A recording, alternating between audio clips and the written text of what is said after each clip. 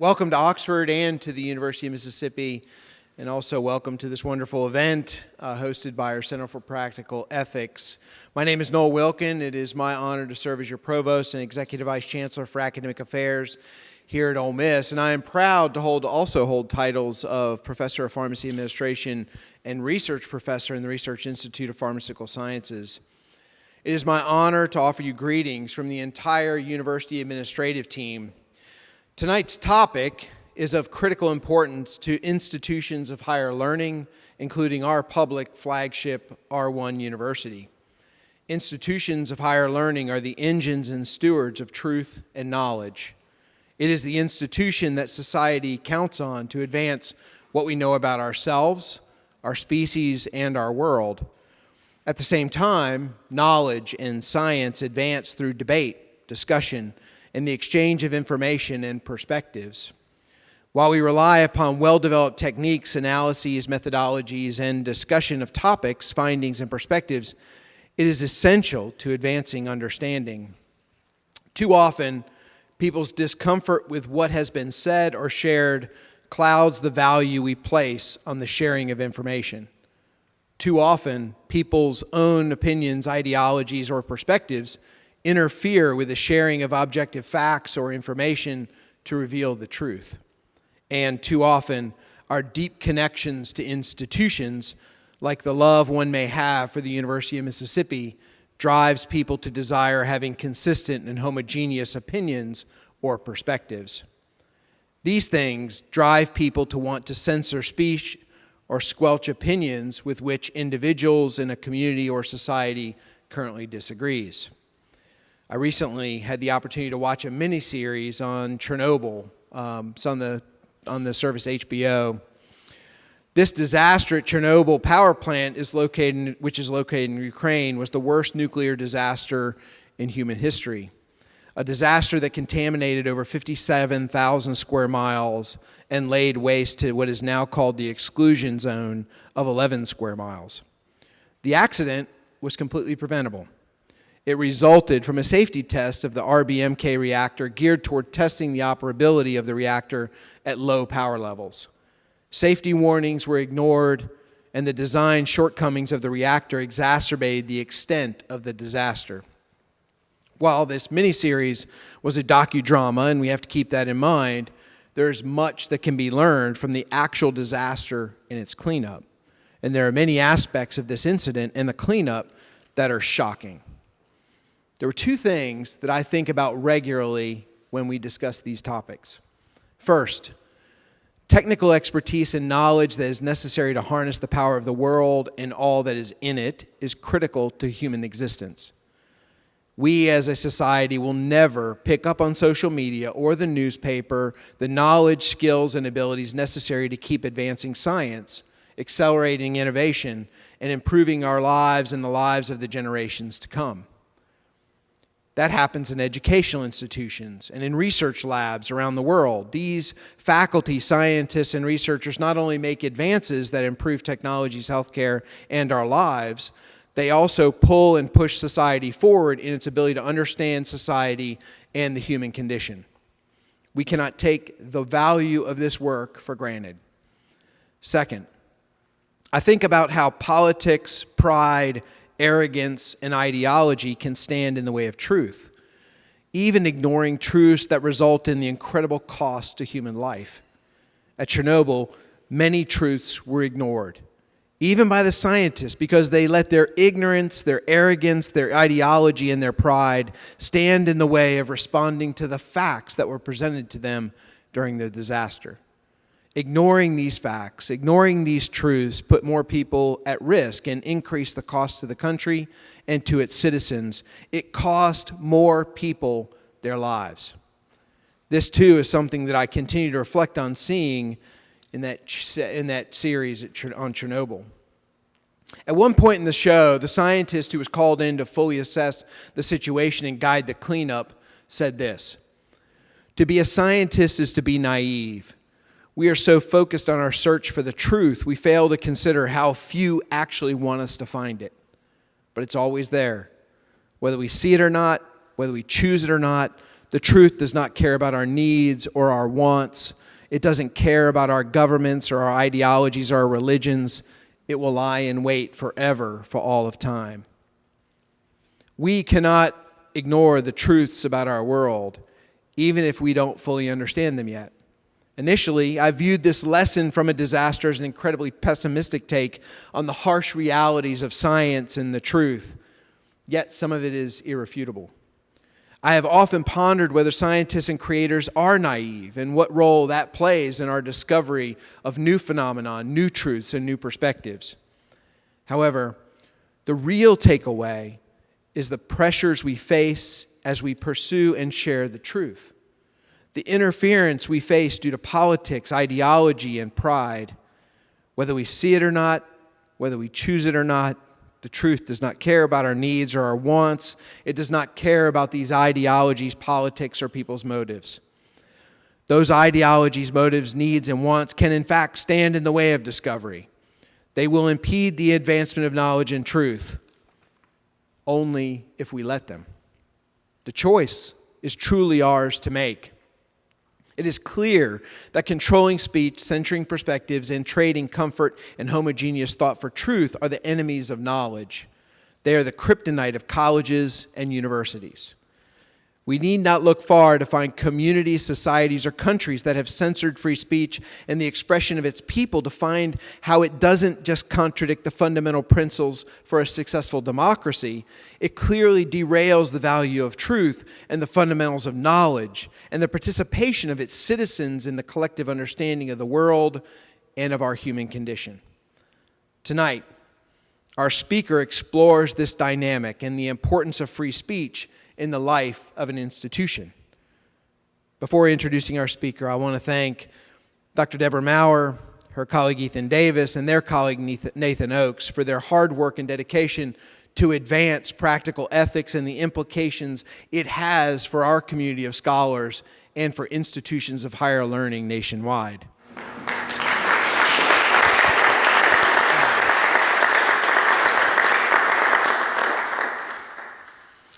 Dr. Sigal Ben-Porath is a professor in the Literacy, Culture, and International Education Division of the Graduate School Education at the University of Pennsylvania and holds a secondary appointment in the Department of Political Science.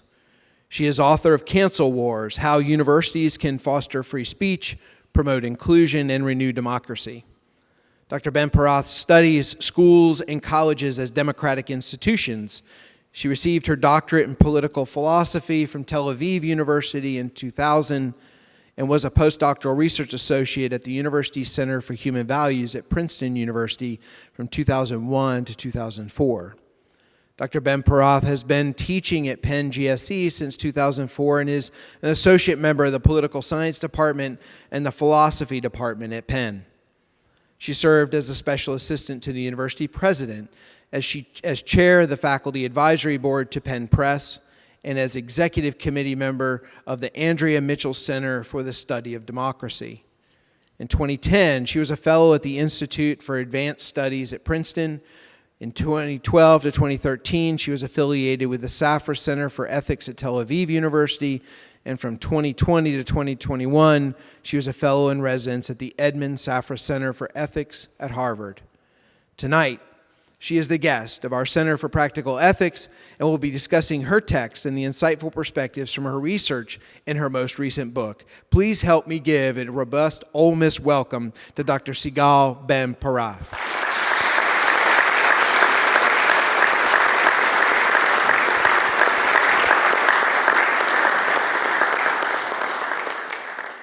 It's my first time in Oxford, Mississippi. Not my first time in Mississippi, but my first time in Oxford. And it's really very quickly become, I think, one of my most favorite visits. And I definitely get around with this book. What I love about this campus, other than how beautiful it is, and how welcoming everyone has been, is that I really had an opportunity already to engage with people who deeply disagree with each other and who are truly committed to exploring their differences in an honest, earnest, and deep way. And for me, this is really the mark of a marvelous institution. And so you all should be proud of yourself and happy for the opportunity that you get. You might not know how rare this is at higher education institutions today, including wonderful ones, well-recognized ones like yours. So I really appreciate you all spending the evening with me. And I want to really offer maybe an overview of some of the core arguments that I make in this book, and to maybe consider with you some of the ways in which it might apply to the world today. This book came out almost a year ago, so the world is already different. I want to start off by talking about polarization, because this book really is an effort to situate my earlier work on campus open expression, which I wrote about a couple years ago, to situate it within the context of rising polarization. And so I'm going to take like 3 minutes and 2 slides to give a quick primer on polarization in the US today. Many democracies today are polarizing rapidly, so this is not a uniquely American phenomenon. We are seeing that both officials, elected officials, politicians are polarizing, and the public who is voting for them is polarizing along with them. There is some deep literature about who started it in terms of whether politicians became more radical first and the public follows them, or vice versa. Not going to worry about it right now, but I'm just telling you it's a matter of argument.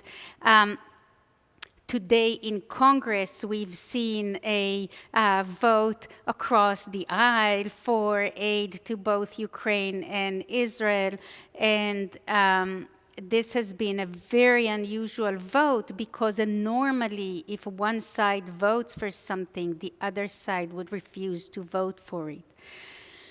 We are seeing polarization as an asymmetric process. So polarization initially around 2010 started more on the right, and then increasingly is mirrored by left-wing polarization to the extent that it's kind of becoming symmetrical now by common measures. And so here too, there is a big debate about who started it and who's faulted it.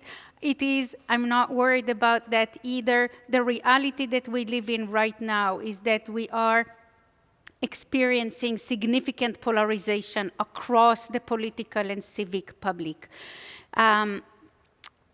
Positions that we hold as individuals tend to change and shift in order to align with our party's views. In other words, if you see yourself, if you align yourself with the Republican or the Democratic Party, increasingly, in ways that were not typical in the past, you will align your policy views to be similar to those of the mainstream views in the party.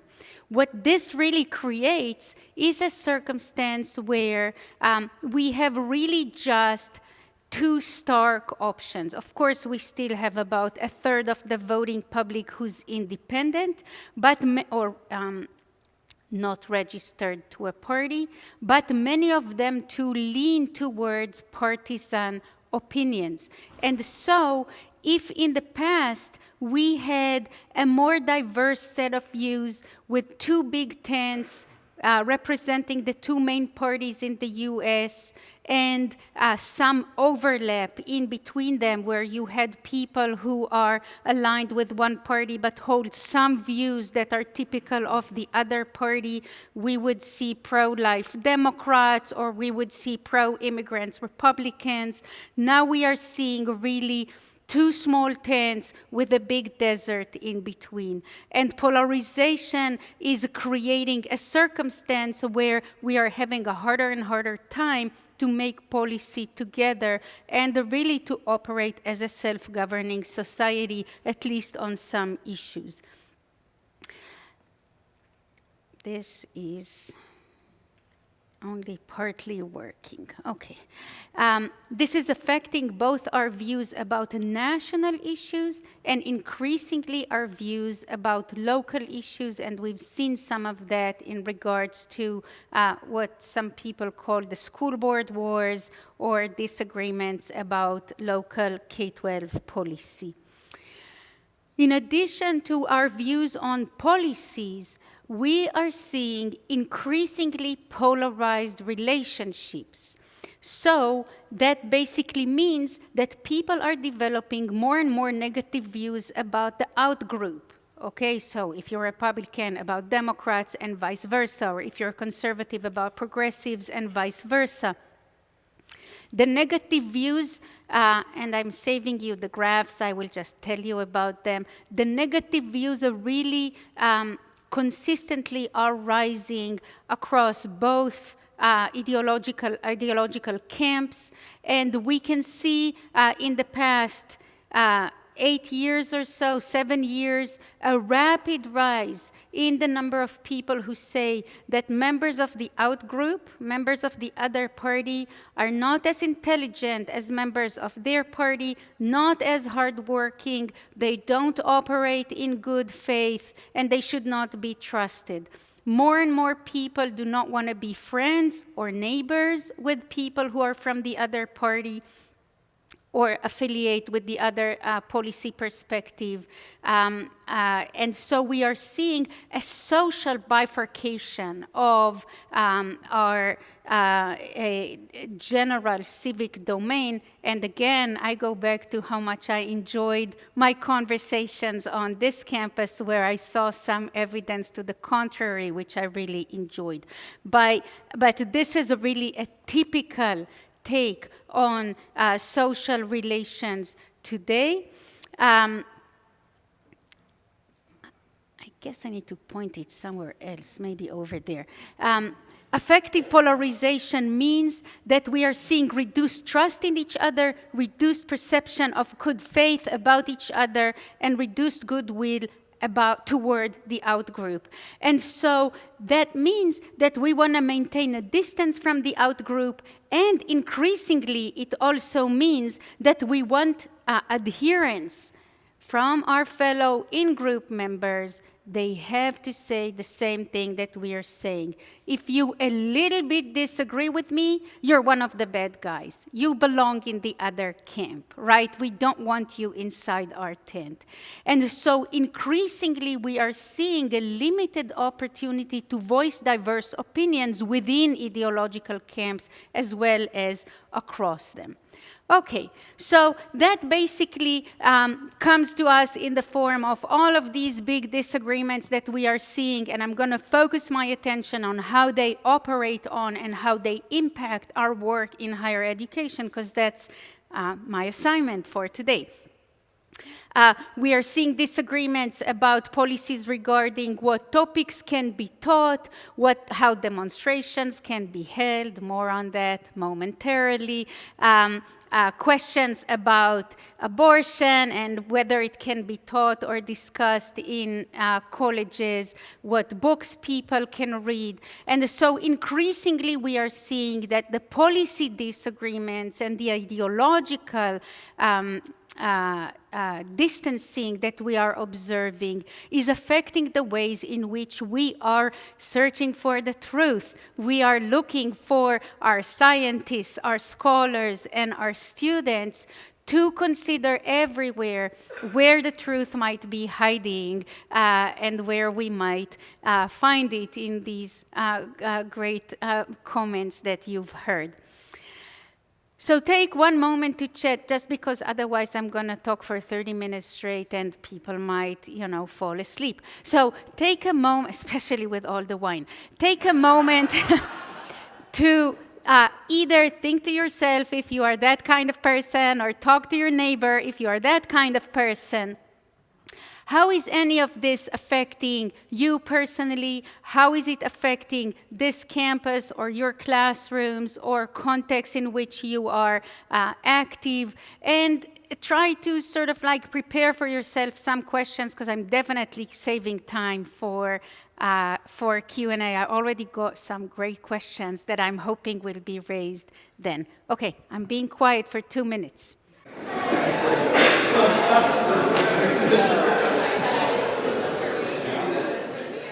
Okay, so maybe I'll invite you back.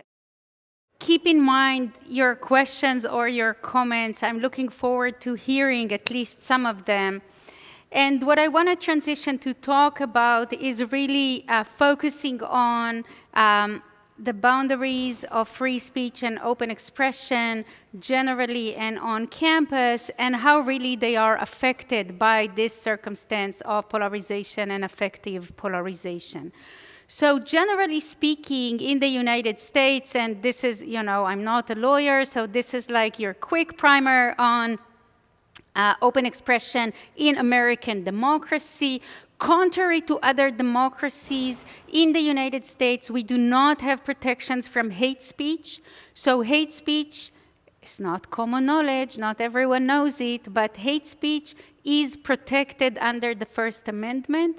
So oftentimes people ask me, well, how do you differentiate, what is hate speech, what is anti-Semitic, what is racist, what is homophobic, etc. And I say, look, I have some answers to all of that, but it doesn't actually matter, because these are forms of protected expression. The law allows you to express views that are bigoted. Doesn't mean it's necessarily advisable or nice, but it's definitely protected under the law. We have very few limits on lies. Generally speaking, people are allowed to lie in public. So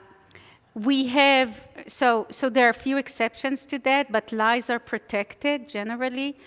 We have limits on harassment. We have limits on defamation and libel, right? I can't go around saying, Ethan stole my purse, it's actually not true. So it's not okay to defame, to tarnish his name in this way in public. And then there are some limits on incitement to violence, and the incitement has to be direct and immediate, so there are clear guidance. There is clear guidance on that as well. So as you can see, the boundaries of speech in the US, very broad, more than in other democracies. However, on college campuses, we have different boundaries. Okay, and so even in public institutions like this one, and more so in private institutions like where I work, we can make our own rules. And we do make our own rules already. A little controversial, but I'm going to try to convince you. We are mission-driven associations. Our goal is to advance knowledge, to find the truth where it's hiding. And so, for example, I'm not allowed to lie on my CV or to fudge my data, even if I were collecting data. I'm a philosopher, so I'm exempt. But if I was studying something empirical, so I cannot lie, even though lies are protected by the First Amendment. Right? I have to represent myself, my work, my history, etc., correctly. There are other limits that we put on speech, even protected one. For example, when I teach philosophy, I cannot come into my class and read my most recent favorite poems for the duration of the class, right? Because people pay tuition for me to teach them about my topic of expertise, right? So the protection of speech is distinct from professional expectations from me as an instructor, and sometimes also from students as learners and as participants in the process. So our mission requires that we have our own guidance.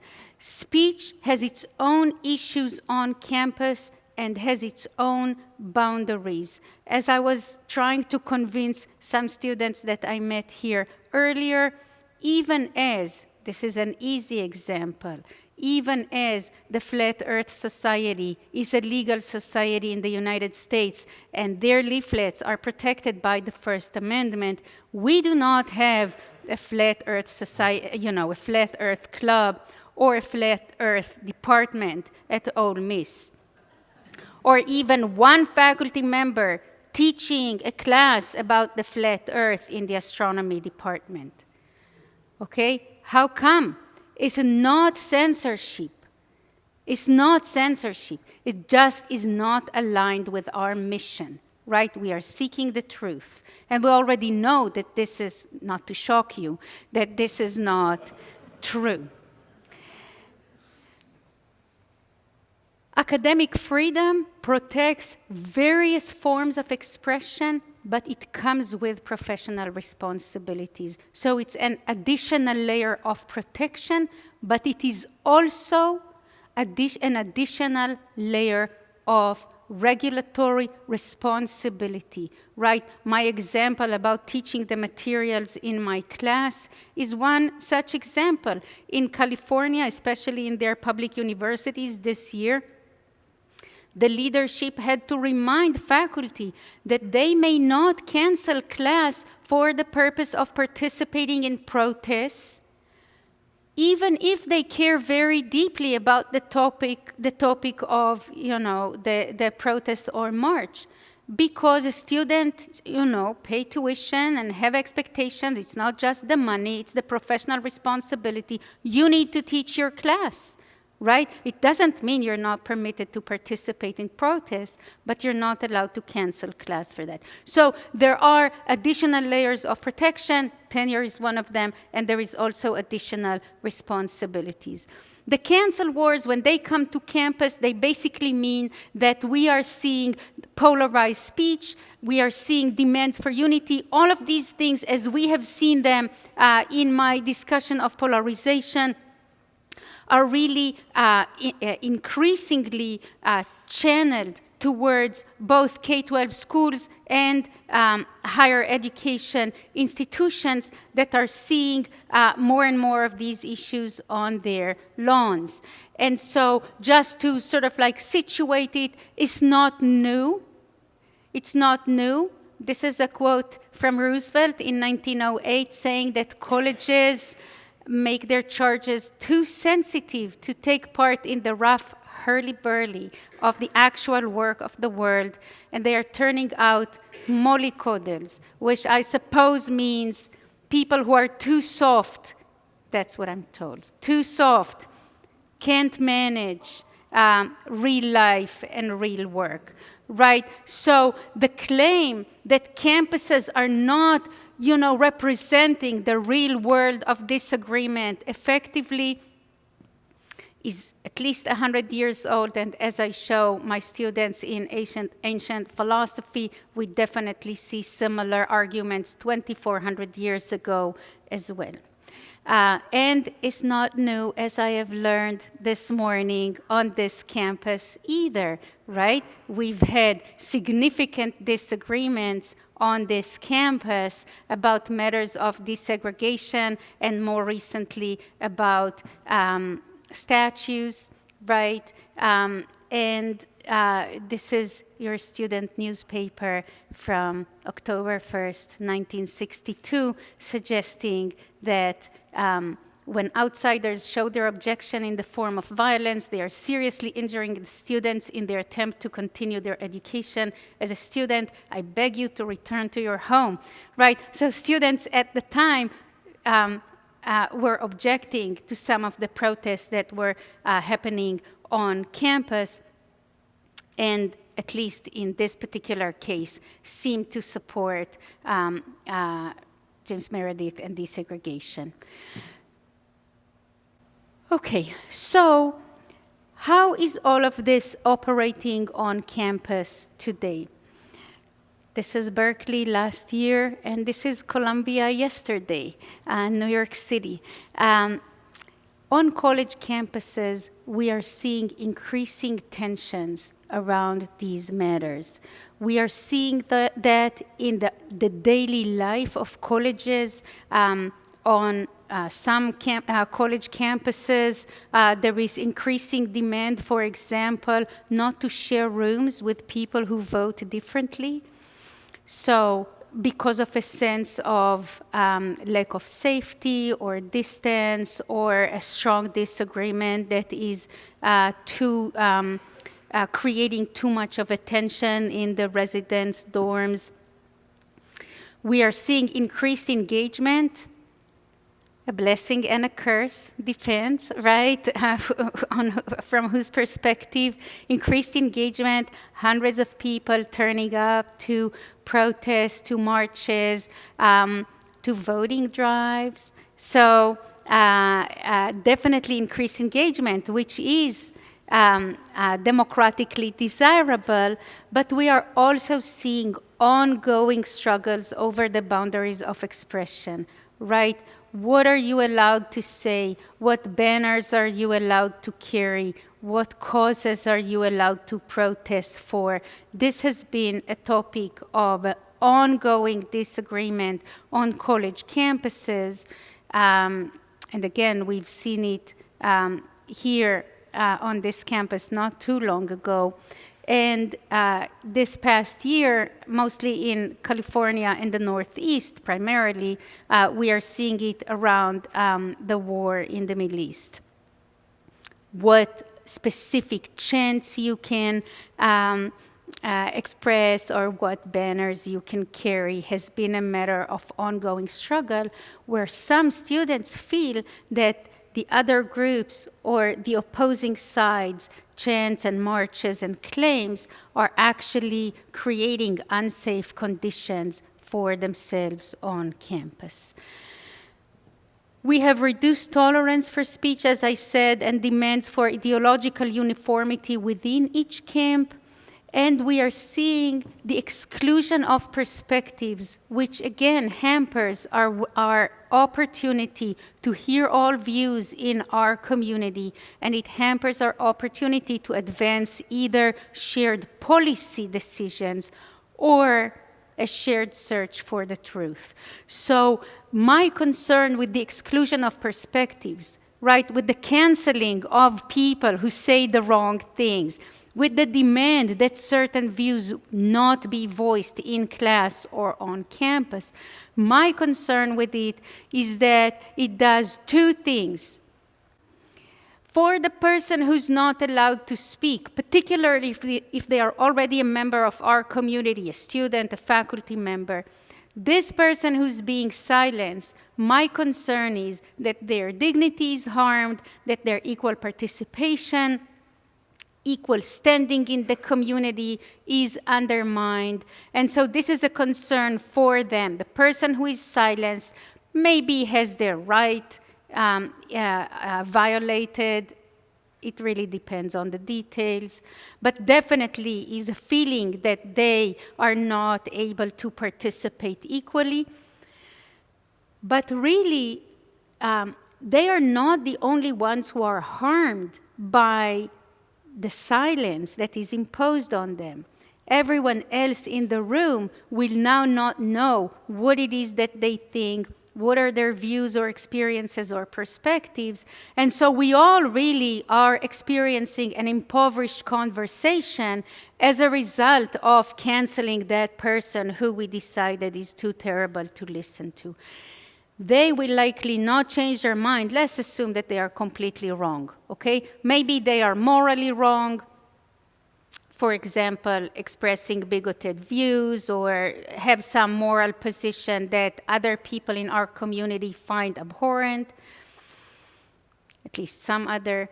Or maybe they are factually wrong, right? Maybe they are a member of the Flat Earth Society, right?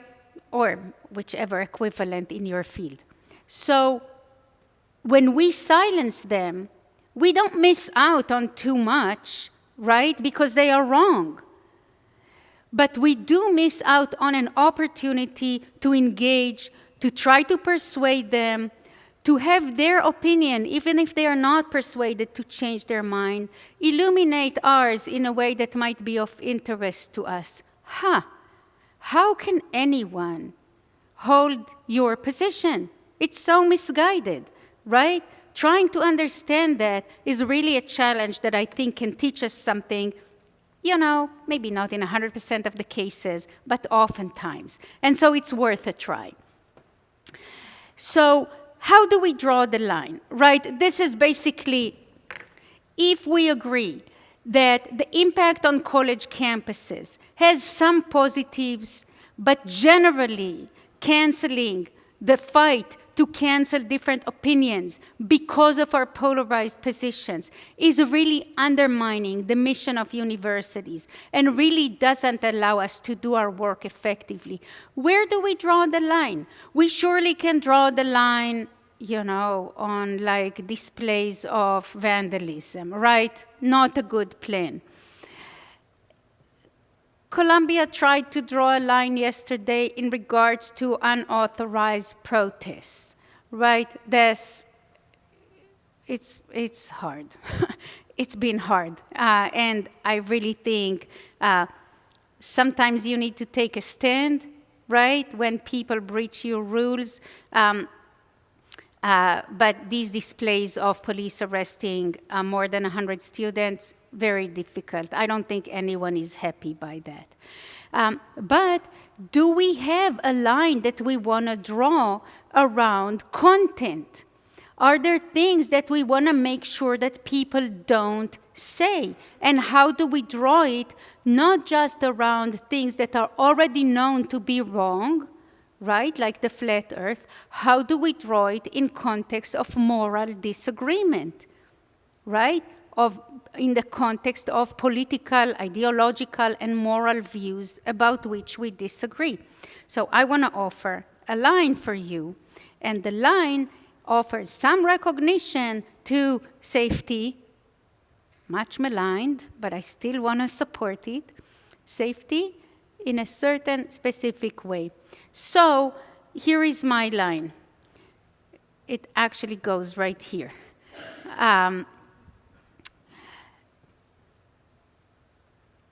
For a college to operate effectively, it has to welcome intellectual risks. Intellectual risks, the challenging of your beliefs, the voicing and hearing of diverse perspectives, opinions, views, experiences is central to our work. If we all fall into groupthink about a policy or fact or moral matters, we really cannot continue to learn, okay? Intellectual safety undermines our mission. If we try to get to a point where our beliefs are not challenged about a certain matter and to cancel opinions beyond our views, then we are undermining our work. At the same time, we have to ensure dignitary safety. So I want intellectual risks, and I want to maintain dignitary safety. And I do not want intellectual safety, and I do not want dignitary risks, right? So this is sort of like the line that I'm drawing. Everyone has to feel safe in the sense that they belong in the conversation that we are having, that their beliefs, identities, experiences, whatever it might be, do not cut them out of the conversation. That they can participate as epistemic equals, right? As people who can know. But their beliefs, like anyone's, can still be challenged, right? And this is the really tough balance that we're trying to hold in our classes and on our campuses. How do we make sure that everyone is safe to participate and knows that, but that everyone's beliefs can still be challenged? And I ask that of your, let's see, public policy leadership students today, when I met them, how are they managing really difficult conversations that they are having in their classes across significant political, ideological, and moral differences, and still be friends and engage in these conversations openly and effectively and in a friendly manner? How are they doing this? And the first thing that they suggested was, our faculty really respects our opinions. They invite our voices into the classroom, right? Some of the opportunities to engage in dialogue across difference really depends on the ways in which we run our classes. So this, for me, is a core line to draw. Everyone belongs, and every opinion can be challenged. What more can we do? We have to ensure that we give equal weight to considerations of inclusion and belonging and to consideration of freedom of expression. Both of these are acutely necessary in order to have an open conversation where everyone, not only nominally on paper, but practically can participate and share their views. Freedom of speech in practice means that we need to hear many perspectives and ensure epistemic equity. Cultivating civil dialogues through diverse platforms like the Freedom Center does, like the Ethics Center does, and like various of your programs do on this campus. And learning together really to be able to trust each other and to support our diverse perspective. So developing common ground, as one of the previous events here promoted, developing common ground and democratic renewal demands that we ask, first, what do we share? What knowledge or interest do we share? What do we already know? And what is it that we want to know as part of a learning community? And this is where I will stop and invite your questions. Thank you.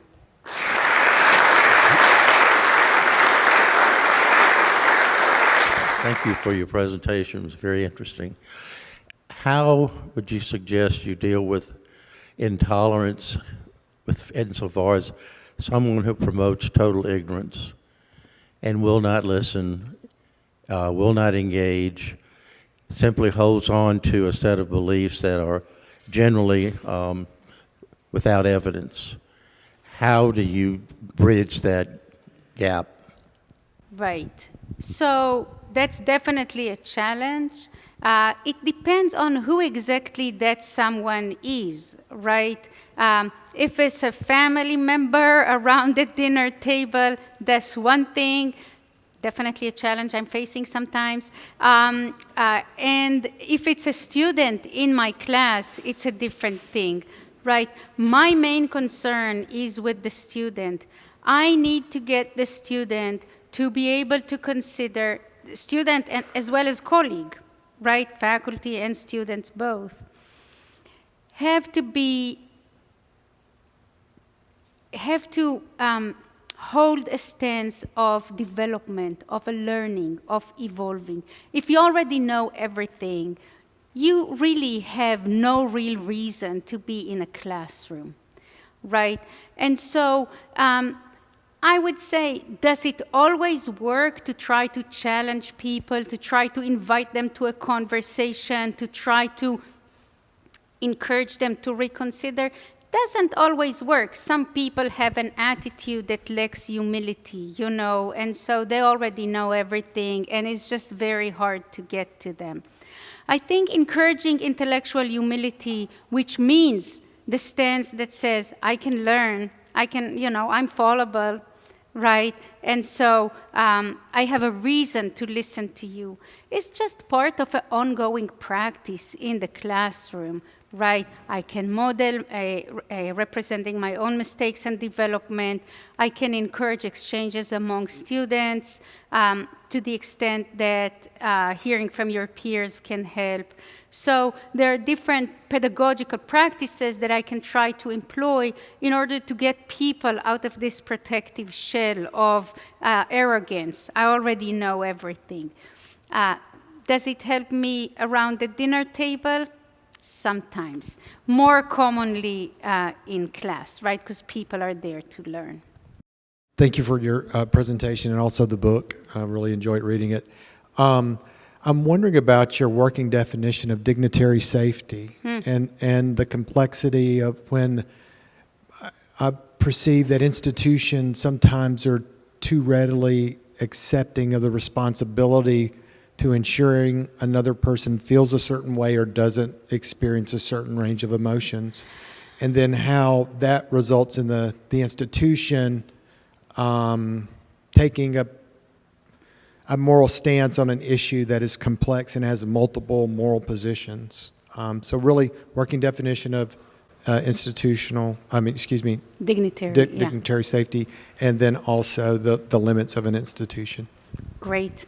That's a great and difficult question. So I will say this. In terms of a working definition of dignitary safety, more formally speaking, it means that we treat everyone as epistemic equals, right? In other words, I assume that everyone in my class or on my campus can participate in the production and dissemination of knowledge. We are all knowers, potential knowers. We don't know everything, but we know something. We have a contribution to make. We can grow.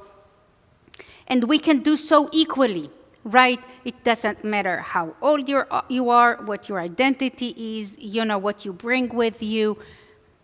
We have a shared endeavor, and we are all participants in it. If I think that you don't belong in my class, not because of something, some behavior or, but because of who you are in some sense, then I'm not a proper teacher. So that's just the basic sort of like of dignitary safety. Now, it gets difficult from there, right? Because we do have a lot of claims, and there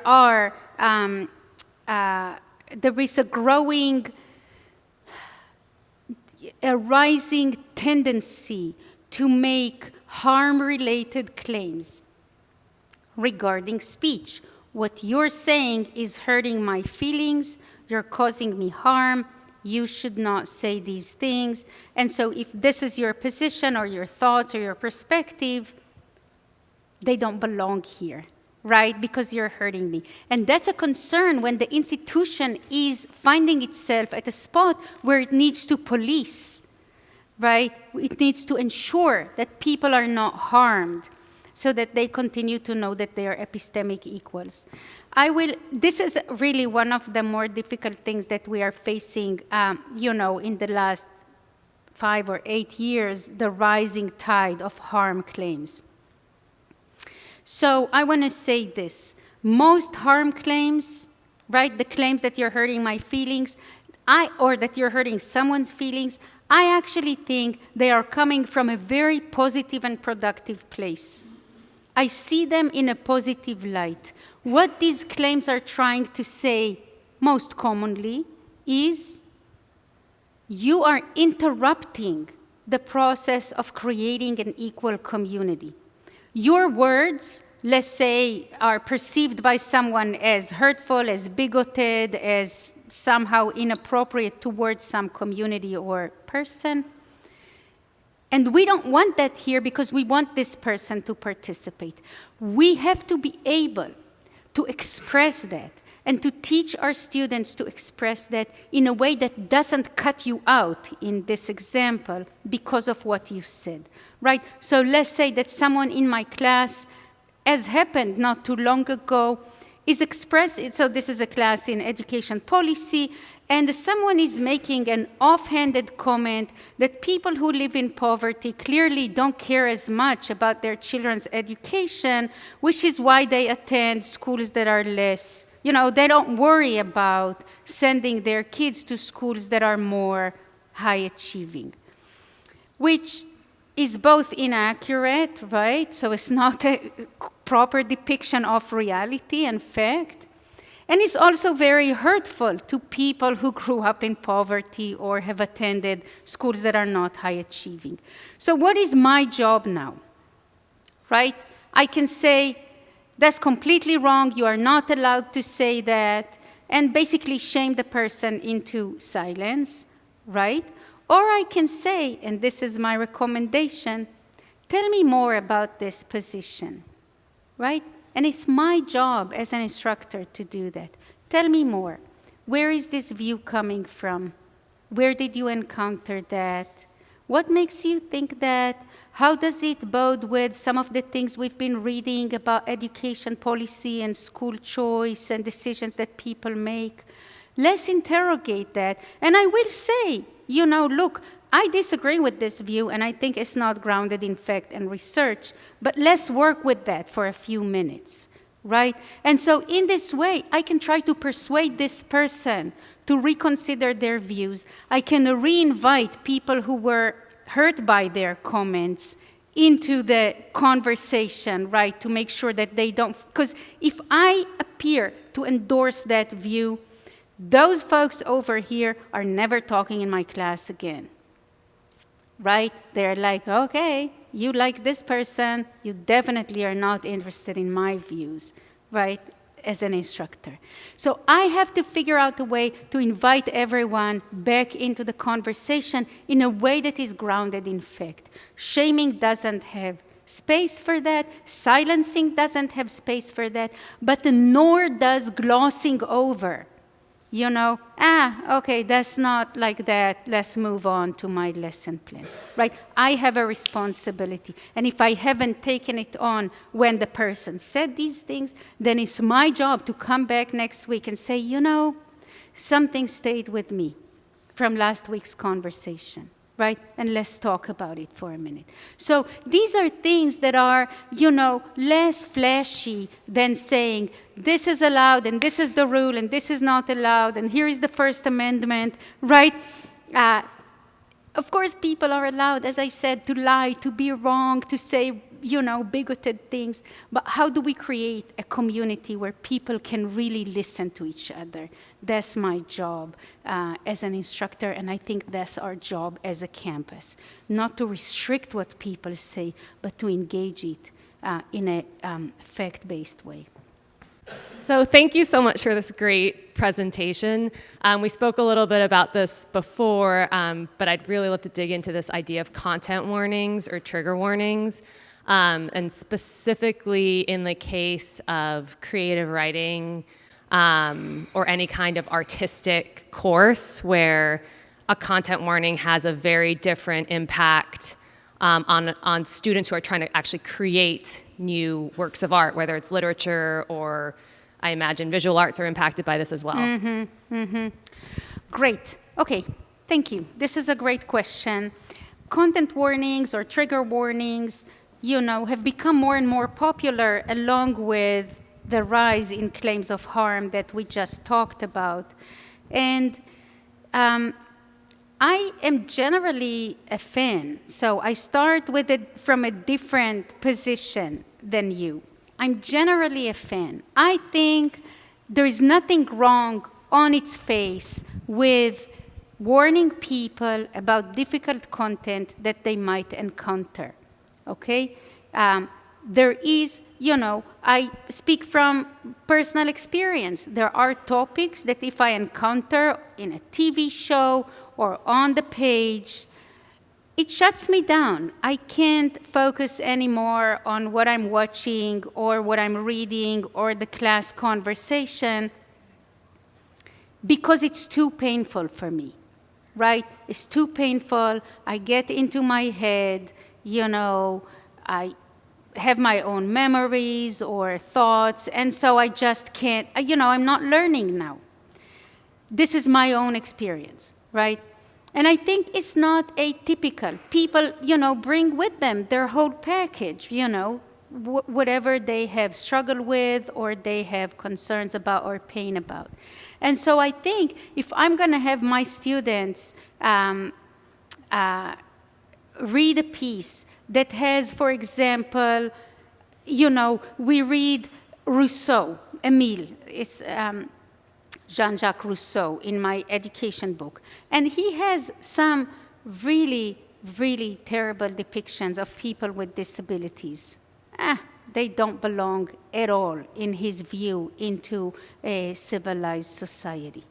It's terrible, right? Obviously, completely wrong and morally terrible. At the same time, the book has a lot of things that I'd like my students to read and engage with. I'm not going to cut out, or blacken a piece, right? So what I'm doing is I'm saying, look, for next week's, you're reading these chapters. That's why I'm asking you to read them, because there are these arguments about these topics that we care about. And also, there are some completely idiotic things that he's saying there about, people with disabilities.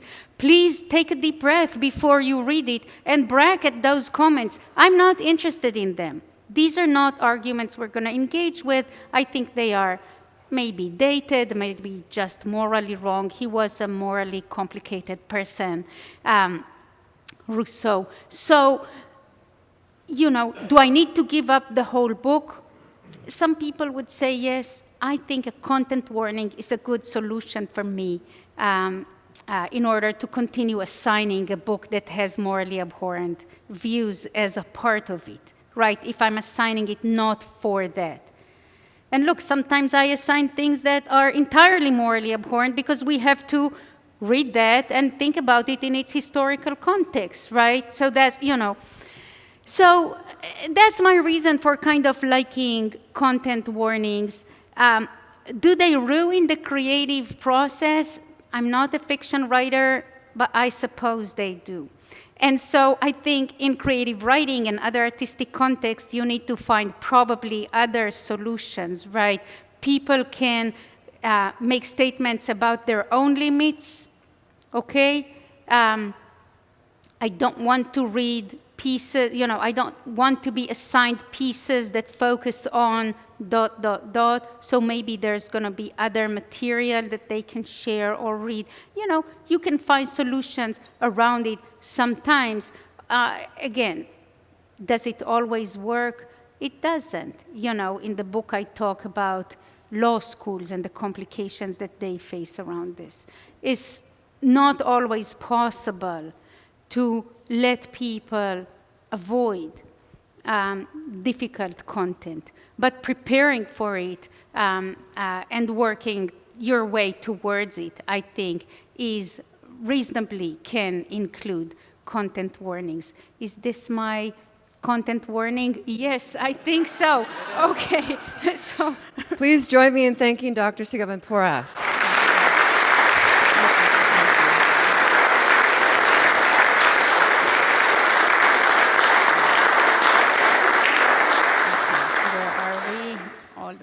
So I just want to give a quick word of thanks both to our fantastic speaker tonight and to Provost Wilkin for getting us to be thinking much more deeply about the fact that at a university, one of the functions that it primarily has, perhaps its essence, is disagreement. It's risk, it's intellectual risk, it's discovery, and it's the discovery in the process of discerning truth and advancing knowledge. And so I hope that you do think more deeply about the function and the role of our university, but also the function and the role of universities within our society for promoting the kind of democratic deliberation and the discourse that is so important to all of us as citizens. So one of the things that we do at the Center for Practical Ethics, and for those of you in the room who don't know me, I'm Dr. Deborah Maurer, the center's director, very proud to serve in that role.